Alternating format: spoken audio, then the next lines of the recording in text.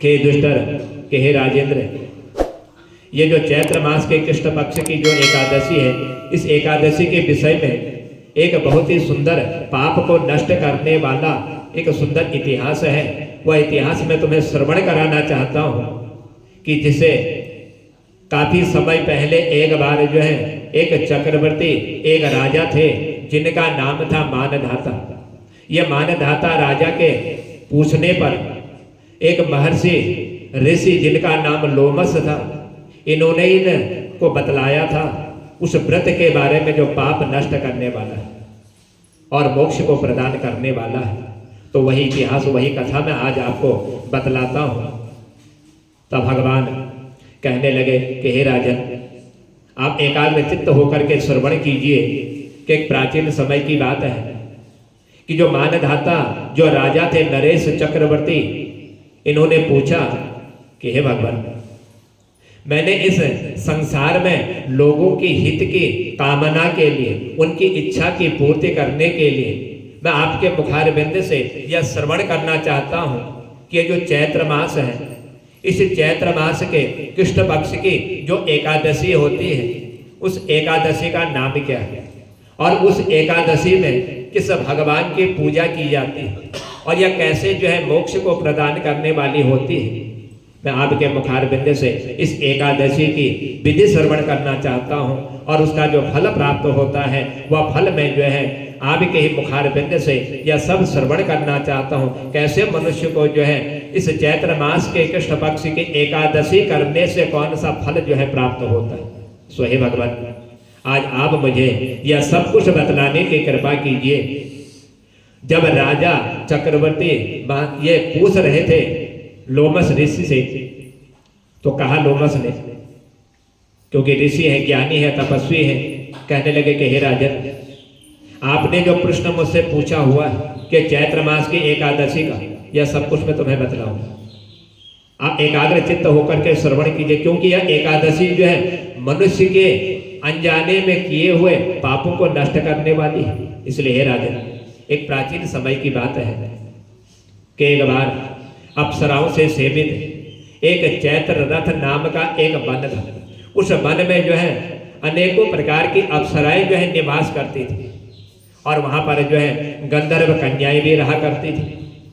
ये सब जो है अपने किन्नरों के साथ जो है उस वन में बाजे बजाते हुए, नृत्य करते हुए विहार करते थे।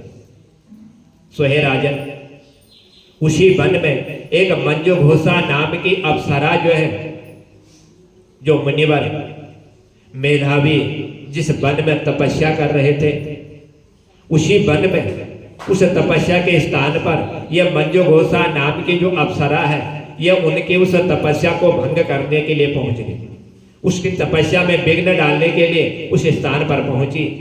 तो महर्षि उसी वन में जो है निवास करते थे और उसी वन में रह करके भगवान की आराधना और तपस्या में लीन रहते थे, यानी कि अपने पूरे ब्रह्मचर्य का पालन किया करते थे और उसी वन में निवास करते थे। मंजू घोषा मुनि के भय से आश्रम से एक कोस दूर जो है रुक गए, क्योंकि भय हो गया कि ऋषि है, तपस्वी है, कहीं मैंने स्पर्श कर दिया, इनके तेज के कारण, इनके तपोबल के कारण कहीं मैं भस्म न हो जाऊं, कहीं मेरा शरीर समाप्त न हो जाए। तो जहां पर यह तपस्या कर रहे थे वहीं से कुछ दूर कोस पर यह ठहर गए और रुक करके आज इस मंजू घोषा ने उस तपस्वी की तपस्या को भंग करने के लिए बड़े सुंदर ढंग से आज थे बीड़ा बजानी प्रारंभ कर। ऐसी बीड़ा बजाई कि ऋषि का मन जो है मोहित हो जाए और उस मधुर गीत जो है उस बीड़ा के द्वारा बजाते हुए या गाने लगे, गुनगुनाने लगे। आज मुनि श्रेष्ठ मेधावी जब घूमते हुए उधर से निकल रहे थे और उस सुंदरी अप्सरा को इस प्रकार गायन करते हुए इन्होंने देखा, तो देखते ही सेना सहित कामदेव से परास्त होकर के परवश मोह के वशीभूत हो गए। जब दूसरे के वशीभूत में हो गए तो मुनि की ऐसी अवस्था देख करके आज मंजू घोषा उनके समीप पहुंच गए। समझ लिया इसने कि ऋषि की तपस्या जो है मेरे से बीड़ा के स्वर से और गायन के स्वर से जो है भंग होने जा रही है। यदि अब मैं के समीप भी पहुंच जाऊं तो मुझे किसी प्रकार का कोई भय नहीं। अब मुझे यह किसी प्रकार से कोई दुख नहीं देगी। और बीड़ा को नीचे रख करके आज इस मंजू घोषा ने उन ऋषि का जो है आलिंगनबद्ध कर लिया और मेधावी भी उनके साथ जो है उसी वन में रमण करने लगे। जब ये दोनों उस वन में रमण कर रहे थे, कामवश रमण करते हुए आज जो है इनको इतना भी ज्ञान नहीं रहा कि कितनी रात व्यतीत हो गई, कितने दिन चले गए, या कुछ ज्ञान नहीं रहा। ना तो दिन का आभास हुआ और ना ही रात्रि का कोई आभास हुआ। इस प्रकार आज जो है वह मुनि जो तपस्वी थे, सदाचार जो पालन करते थे, सदाचार का, भगवान की जो भक्ति करते थे, तपस्या में लीन रहते थे, आज उसका भी कोई ज्ञान नहीं रहा। यह सब कुछ आज लोप हो गए और अप्सरा के साथ रमण करते हुए आज बहुत दिन व्यतीत हो गए। तो एक दिन जब उनको मालूम नहीं हुआ कि समय कितना व्यतीत हो गया, तो देवलोक में जाने के लिए जब यह मंदो घोषा जो अप्सरासी यह तैयार हुई, कहा कि हे मुनिवर, अब मुझे जो है अपने स्थान की ओर जाना चाहिए। मैं जहां से आई हुई हूं मुझे उसी स्थान की ओर अब जाना है। जो ही उसने आज मुनि से जाने के लिए आज्ञा ली, जाते समय उसने मुनि श्रेष्ठ मेधावी से कहा कि हे ब्राह्मण, आप तपस्वी हैं, आप तप कर से भगवान की भक्ति करते हैं, अब मुझे अपने देश जाने की आज्ञा दीजिए। अब मुझे जाना है क्योंकि बहुत समय हो गया मुझे यहाँ पर रहते हुए, अब मुझे आप आज्ञा दीजिए। जो ही इस अप्सरा ने आज मेधावी ऋषि से आज्ञा मांगी जाने के लिए, मेधावी ऋषि बोले कि हे देवी, जब तक सवेरे की संध्या ना हो जाए तब तक मेरे ही पास तुम ठहरो, क्योंकि अभी जो है यह रात्रि का समय है, अभी उजाला नहीं हुआ है। जब प्रातः काल का समय हो गया, सूर्य की किरणें निकलेंगे, तब तुम अपने स्थान की ओर चले जाना, तुम देवलोक की ओर चले जाना।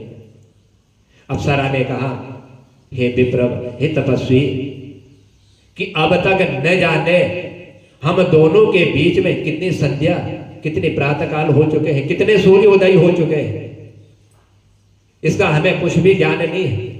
आप थोड़ा सा विचार कीजिए, क्योंकि आप तपस्वी हैं, तपस्या करते हैं, और उस तपस्या के द्वारा विचार तो कीजिए कि कितनी रात और कितने दिन व्यतीत हो गए, और आप कह रहे हैं कि जब तक सवेरे की संध्या ना हो जाए, सूर्य उदय ना हो, तब तक आप यहीं ठहरो। थोड़ा सा विचार कीजिए। आज उस मंजू घोषा के इतना कहने पर लोमस ऋषि ने विचार किया। अप्सरा की बात सुन करके आज मेधावी के नेत्र जो है बड़े आश्चर्यचकित हो गए। उस समय उन्होंने बीते हुए समय का जब हिसाब लगाया तो मालूम हुआ कि उनके साथ जो है उस वन में इस मंजू घोषा के साथ रहते हुए 57 वर्ष जो है व्यतीत हो गए। 57 वर्ष व्यतीत होने पर और वही कह रहे कि प्रातः काल का समय होगा, तब तुम अपने स्थान की ओर चले जाना। जब ध्यान लगाया, इतना समय व्यतीत हो गया और उसे अपनी तपस्या का विनाश करना जान करके कि इसने जो मेरी तपस्या में विघ्न किया हुआ, मैं तो तपस्या कर रहा था और इसने विघ्न बाधा डाली हुई है, जान करके मुनि को आज जो उस बड़ा क्रोध आया, बड़े क्रोधित हो गए, क्योंकि तपस्या भंग हो चुकी थी। जब ज्ञान हुआ, 57 वर्ष व्यतीत हो गए, मेरी तपस्या को इस मंजू घोषा अप्सरा ने जो है खंडित कर दिया। और उस मंजू घोषा की सहायता कामदेव ने भी करी थी, कामदेव ने भी सहायता करी, और सहायता करने पर ही आज ऋषि की तपस्या जो है भंग हो गई। तो तुरंत ही आज इस ऋषि ने जो है इस मंजू घोषा अप्सरा को श्राप दे दिया, कहा कि हे पापिन, तूने जो है मेरी तपस्या को भंग किया हुआ है, इस मेरी तपस्या को भंग करने के कारण मैं तुझे श्राप देता हूं कि आज से तू जो है पिशाच की योनि में जो है पहुंच जाए, तो पिशाच हो जाए। जो ही मुनि ने सांप से दग्ध होकर के आज इसको इस प्रकार सांप दिया कि तो पिशाच हो जा, तो बड़ी विलाप करने लगी, बड़ी आश्चर्यचकित हो गई, रोने लग गई। और रोते हुए आज इसने ऋषि के चरणों में सर रखा, नतमस्तक होकर के बोली कि हे विप्रवर, कि हे ऋषिवर, आप तो बड़े तपस्वी और आप जो है एक ब्राह्मण होने के कारण ऐसे श्राप क्यों आपने दिया हुआ? आप तो अच्छे वचन और मनुष्य का कल्याण करने के वचन आपने देने चाहिए, लेकिन आपने मुझे श्राप दे दिया।